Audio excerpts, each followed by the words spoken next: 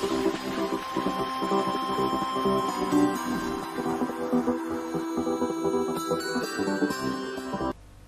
guys, what's up?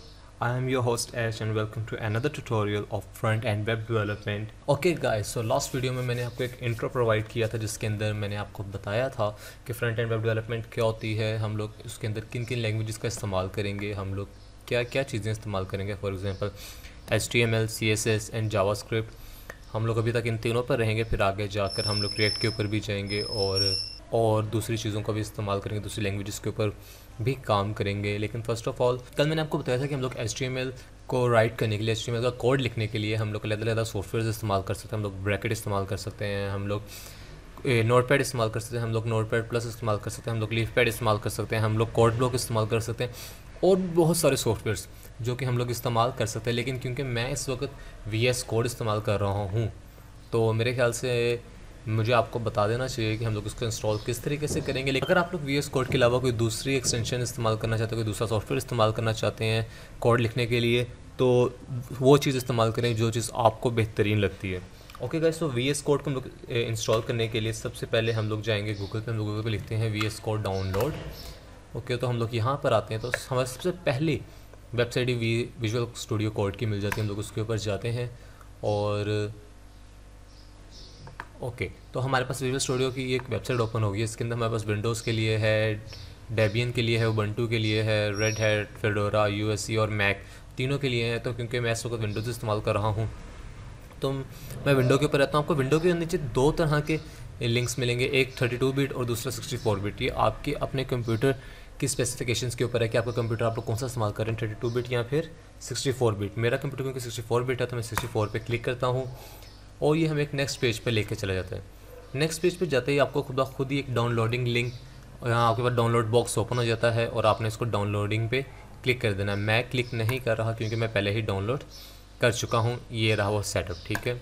मैं setup को open करता हूँ और ये आ गया मेरे पास सेटअप। क्योंकि मेरा VS कोड पहले से इंस्टॉल है तो वो मुझे कह रहा है कि मेरे बेहतर ये होगा कि पहले मैं इसको इंस्टॉल कर लूँ और फिर उसको इंस्टॉल करूँ।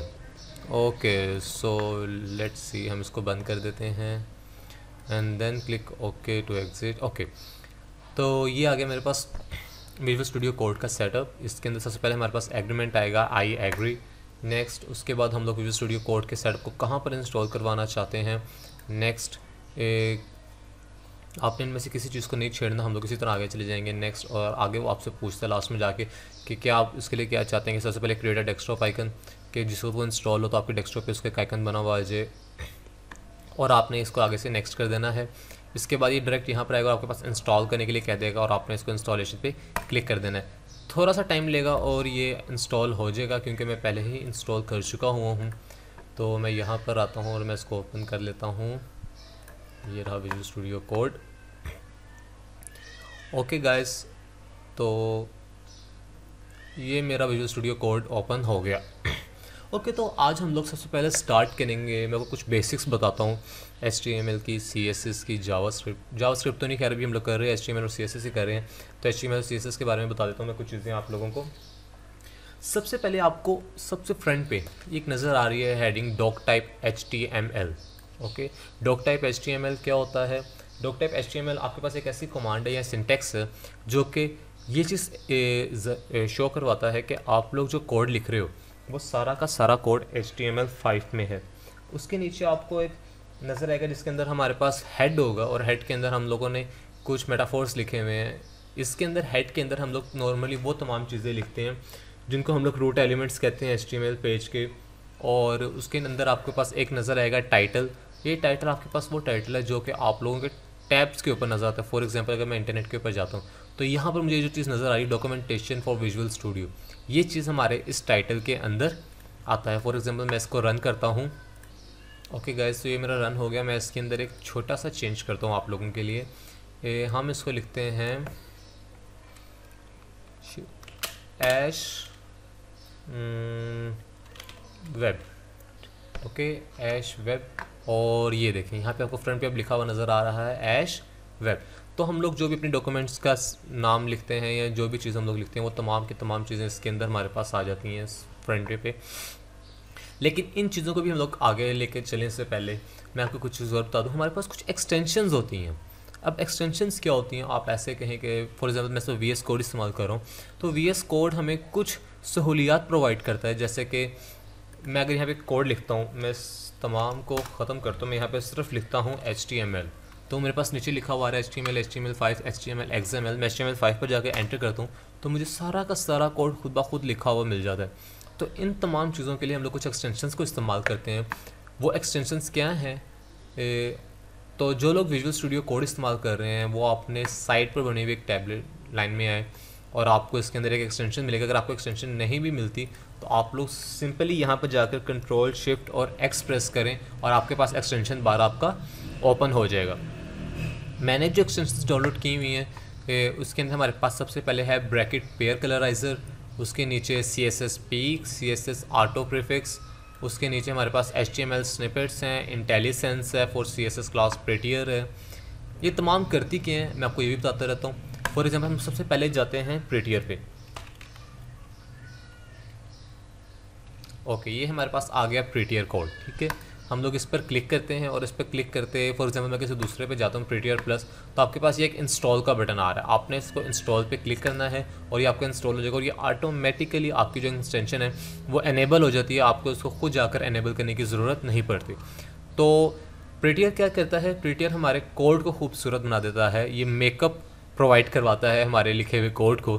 तो जिस तरीके से आपको यहाँ पर नज़र आ रहा होगा कि हमारा जो कोड है वो जो नॉर्मल कुछ इस तरीके से हमें नज़र आना चाहिए, सिर्फ एक कलर में जो नज़र आता है ये उस कलर को छोड़ के हमें डिफरेंट कलर्स प्रोवाइड करता है, जिससे हमें कोड को समझने में आसानी होती है। हमें पता चल जाता है कि कौन सी चीज़ कहाँ पर स्टार्ट हो रही है, कहाँ पर एंड हो रही है। फॉर एग्जांपल अगर हम लोग यहाँ पर देखें, ये हमारे पास एक कमेंट है, तो कमेंट को उसने ग्रीन कलर में प्रोवाइड किया हुआ है। और जब भी हम लोग कोड को फॉर एग्जांपल मैं कहता हूँ मैं एक 100 लाइन्स ऑफ कोड को रीड कर, थाउजेंड्स नंबर ऑफ़ लाइन्स को मैं रीड करने जा रहा हूँ, तो उनको रीड करते हुए जो प्रॉब्लम मेरे सामने आएगी वो ये आएगी कि मुझे बार बार ये चीज़ देखनी पड़ेगी कि कौन सी चीज़ कमेंट के अंदर है, कौन सी चीज़ कमेंट से बाहर है, कौन सी चीज़ कहाँ से स्टार्ट हो रही है, कहाँ पर एंड हो रही है। और जिस तरह आपका कोड ज़्यादा होता जाता है वैसे वैसे हमें बहुत ज़्यादा मुश्किलात सामने आती हैं इन चीज़ों को समझने के लिए। तो प्रेटियर हमें इस चीज़ से आसानी करता है कि हमारे पास कुछ चीज़ें जो सी हैं ये खुद प्रोवाइड कर देता है। उसके आगे हम लोग जाते हैं इंटेलिसेंस के अंदर, तो आप लोगों को मिलेगा कि इंटेलिसेंस क्या कहता है। ये आगे इंटेलिसेंस फॉर CSS। इंटेलिसेंस जो सी है आपकी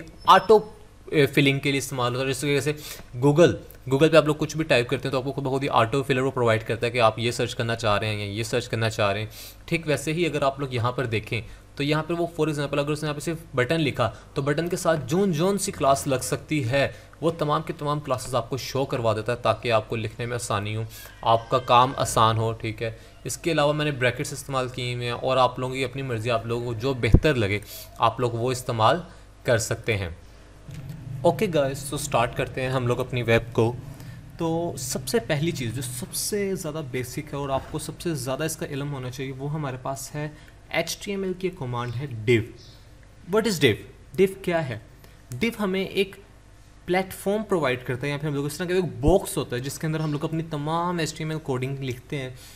और हमारी नॉर्मली जो वेबसाइट्स हम लोग तैयार करते हैं, स्टैटिक वेबसाइट्स या डायनामिक वेबसाइट्स, आप लोगों को उसके अंदर कुछ पेजेस नज़र आते होंगे। जैसे कि फॉर एग्जांपल मैं कहता हूँ हमारे पास एक लॉन्ग वेबसाइट है जिसके अंदर हम लोग नीचे जा रहे हैं, आपको नीचे जाते थे एक अलग पेजेस नीचे नज़र आ रहे हैं, कॉन्टैक्ट अस या फिर अबाउट अस। उसी के नीचे फॉर एग्जांपल हम लोग एप्पल की वेबसाइट अगर हम लोग ले लें तो आपको एप्पल की वेबसाइट पे अगर मैं आपको लेकर जाता हूँ इस वक्त,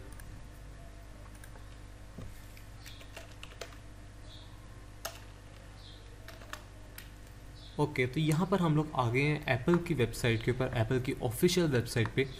तो आपको यहाँ पर नज़र आ रहा होगा कि जिस तरीके से हम लोग नीचे जा रहे हैं आपको हर दफ़ा फॉर एग्जांपल स्टार्ट में हमें iPhone SE की एडवर्टाइजमेंट की हुई है, उसके नीचे iPhone 11, iPhone 11 Pro, evaluation of COVID-19 symptoms, उसके बाद watches, gift packs and each and everything. तो जिस तरह हम लोग नीचे जा रहे हैं हर दफ़ा एक नया डिपार्टमेंट स्टार्ट हो रहा है, हर एक थोड़ी देर के बाद या थोड़ी सी लेंथ के बाद एक नई चीज़ स्टार्ट हो जाती है। तो इन तमाम चीज़ों को हम लोग डिव्स के अंदर तैयार करते हैं ताकि हमें बाद में आसानी हो। ताकि फॉर एग्जांपल मैं कहता हूँ आप लोगों ने ये तमाम जिस एप्पल की भी थी आपने सारी तैयार की, उसके बाद हमने वॉचेस वगैरह लगाई हैं, हमारे पास iPhone 11 Pro है। तो ठीक कुछ मंथ्स के बाद हमारे पास iPhone 12 आए थे या iPhone 12 Pro आए थे, तो हम लोग उसके लिए क्या करेंगे? क्या दोबारा हम लोग वेबसाइट को पूरा करेंगे? नहीं, हम लोग सिर्फ उसके उस 11 प्रो के डिव को पकड़ेंगे, उसको इरेज करेंगे, उसको दोबारा से चेंज करेंगे और हमारे पास वही वेबसाइट दोबारा से अप टू डेट हो जाएगी। हमें पूरी वेबसाइट दोबारा से रिक्रिएट करने की ज़रूरत पेश नहीं आएगी। फॉर एग्जाम्पल मैं यहाँ पर डिव्स तैयार करता हूँ। मैं डिव बनाता हूँ with an ID of head, और हमारे पास ये बन गई, एक डिव बन गया है with an ID of head. मैं इसके अंदर एक h1 लिखता हूँ। h1 के अंदर मैं लिखता हूँ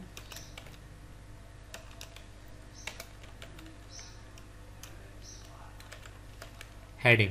ओके, इसके नीचे मैं एक और डिव बनाता हूँ और इस डिव के अंदर मैं लिखता हूँ, बल्कि इस डिव को मैं आईडी देता हूँ, सॉरी क्लास मैंने इसको प्रोवाइड कर दी ऊपर, दैट वाज एन आईडी।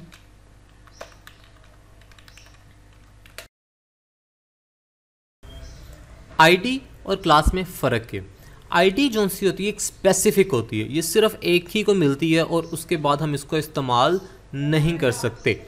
जबकि जो क्लास है, क्लास के अंदर क्या होता है, फॉर एग्जांपल अगर मैं आपको एक एग्जांपल दूं कि आप लोग एक स्टूडेंट हैं, ठीक है, आप लोगों का जो रोल नंबर है वो स्पेसिफिक टू यू है, आपके अलावा पूरी क्लास में वो रोल नंबर किसी का नहीं होगा। तो जो रोल नंबर है आपका वो यहाँ पर आईडी का काम कर रहा है। लेकिन अगर हम लोग क्लास की बात करें तो क्लास के अंदर 60 बच्चे हैं, 100 बच्चे। मैं कहता हूँ हमारे पास एक क्लास है CS की, तो उस क्लास के अंदर मौजूद तमाम बच्चे एक ही जैसे सब्जेक्ट्स पढ़ रहे होंगे। ठीक वैसे अगर यहाँ पे मैं 6 पैराग्राफ लिखता हूँ और मैं तमाम को क्लास दे देता हूँ पैरा की, तो यानी कि जितने भी वेबसाइट के अंदर 6 पैराग्राफ होंगे उन तमाम की क्लास पैरा है, तो यानी उसके ऊपर लगने वाली जो CSS है वो तमाम के तमाम पैराग्राफ की सेम ही रहेगी। ओके, यहाँ मैं इसको आईडी प्रोवाइड कर देता हूँ पैरा की। ठीक है, हम लोग इसके अंदर एक पैराग्राफ बना देते हैं और पैराग्राफ के अंदर मैं लिखता हूँ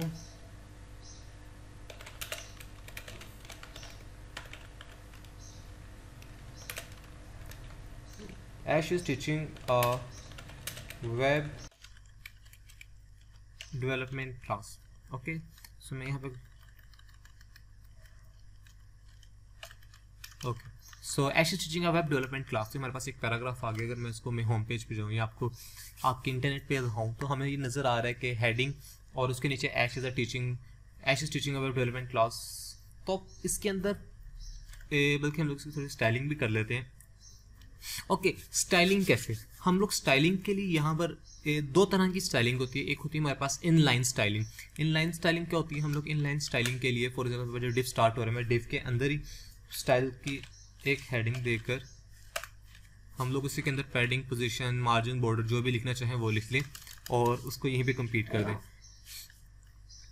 लेकिन इन लाइन स्टाइलिंग से ज़्यादा बेहतर है कि आप एक्सटर्नल स्टाइलिंग करें, आप एक अलग पेज बना लें, उसके ऊपर स्टाइलिंग करें। मैं यहाँ पर एक नई फाइल ओपन करता हूँ, न्यू फाइल, और मैं इसको सेव कर देता हूँ ठीक उसी फोल्डर के अंदर जिस फोल्डर के अंदर मेरी पहले HTML की फाइल सेव, और उसको मैं नाम देता हूँ होम के नाम से, बल्कि नहीं हम लोग उसको स्टाइल के नाम से करते हैं, style.css। ओके, style.css हमारी कंप्लीट होगी। मैं दोबारा HTML में वापस आता हूँ और हेड के टैग्स में, बॉडी के टैग में नहीं गाइस, दोबारा से हेड के टैग में जहाँ पे आपने टाइटल लिखा था वहाँ पर जाएं और वहाँ पर जाकर आप लोग इसको लिखें लिंक, और मेरे पास ये आ गया लिंक CSS। मैं इसको कंप्लीट करता हूँ और ये मेरा मुकम्मल जो मेरा कोड था या मुकम्मल जो सिंटेक्स था वो लिखा हुआ आ गया और मुझे कुछ भी लिखने की ज़रूरत पेश नहीं आई। ये हमें फ़ायदा होता है एक्सटेंशंस का। तो मेरे पास ये स्टाइल कंप्लीट जुड़ चुके हैं दोनों आपस में। मैं यहाँ पर जाता हूँ और मैं यहाँ पर आईडी देता हूँ इसको हेड की सबसे पहले, और हेड में जाकर मैं इसको कहता हूँ कि आप मेरा एक छोटा सा काम करें और उस काम के तहत जिसका बैकग्राउंड कलर है आप उसको दे दें मुझे रेड में, बल्कि हम लिख देते हैं यहाँ पर रेड। ठीक है, और मैं फिर उसके बाद नीचे आता हूँ, फिर मैं कहता हूँ कि आपके पास जो मेरा एक आईडी है with the name of para, आप उस पैरा में जाएं और उसको भी बैकग्राउंड कलर प्रोवाइड कर दें।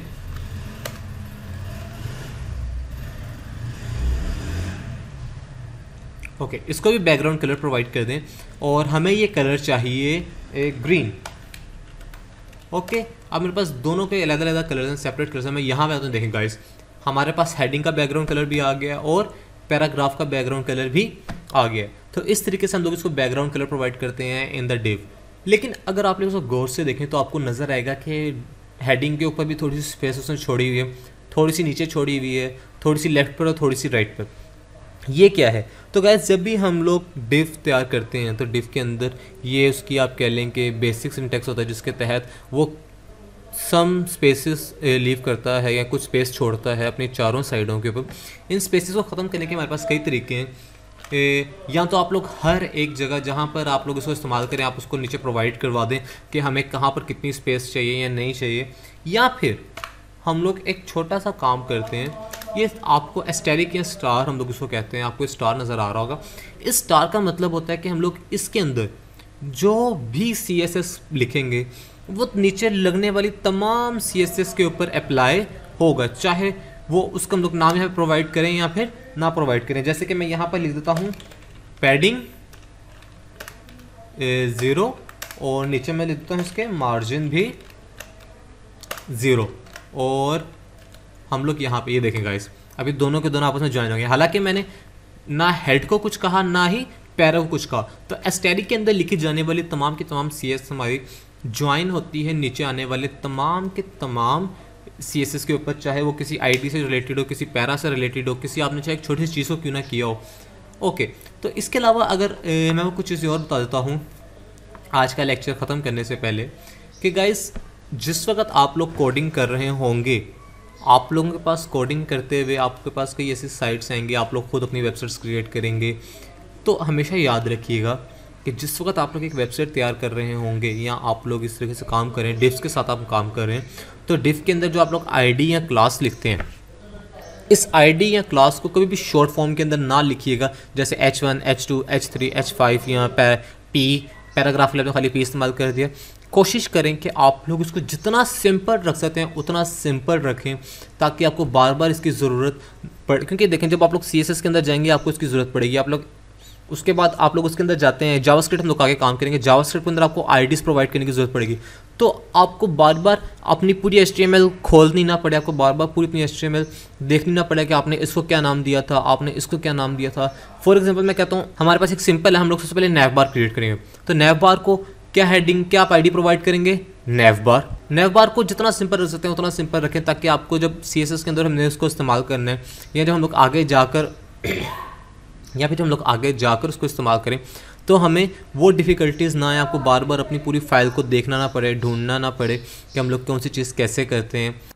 Okay guys, we will start building our website in the next video. So if you want to learn for free, then subscribe to our channel. Otherwise you can spend your money.